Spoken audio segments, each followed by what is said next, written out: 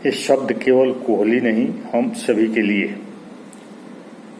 विराट कोहली ने हाल ही में test cricket के संन्यास लिया और इसके बाद प्रेमानंद महाराज से मिलने पहुंचे।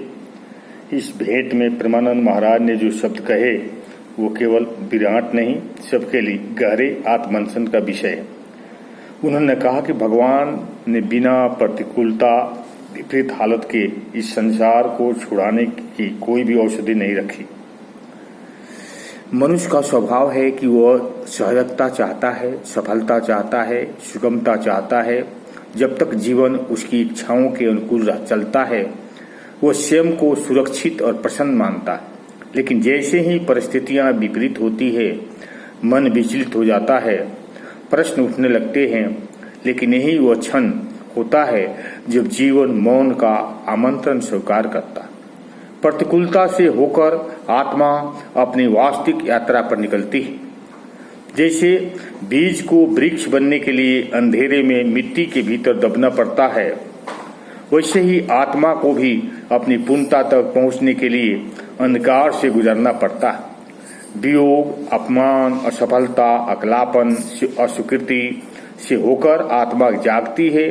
प्रतिकूलता हमें उस सुख के मोह से मुक्त करती है जो अंत में दुखी बनता है।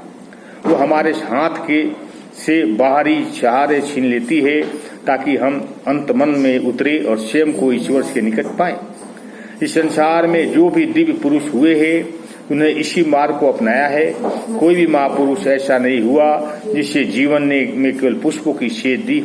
उन्हें भी कांटों पर चलना पड़ा, उनकी अहंकार को जलाना पड़ा, भीतर की काया को तपाना पड़ा।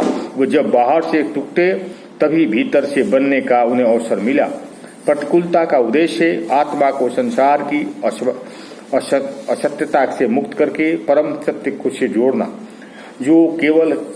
जो लोग केवल सांसारिक दृष्टि से जीवन को देखते हैं उनके लिए प्रतिकूलता एक दंड है, पर जो जीवन की ईश्वर की लीला मानते हैं उसके लिए प्रतिकूलता एक निमंत्रण है, भीतर की यात्रा है।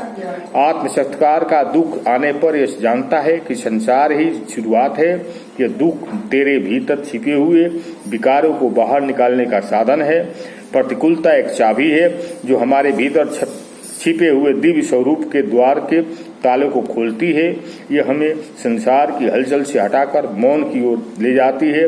मौन ही वह भूमि है जहाँ ईश्वर का बीज अंकुरित होता है। दुख जब गहराता है तब ईश्वर निकट आता है। इसलिए जब जीवन कठिन हो तब सब कुछ नियंत्रण से बाहर हो जाए, यह तय है कि सब केवल सहने का नहीं, भीतर जाकर इस मौन से सुनने का है जो कह रहा है मैं तुम्हारे पास हूँ, तुम्हारे भीतर हूँ। प्रतिकूलता एक वरदान बन जाती है। ओम शांति, ओम शांति।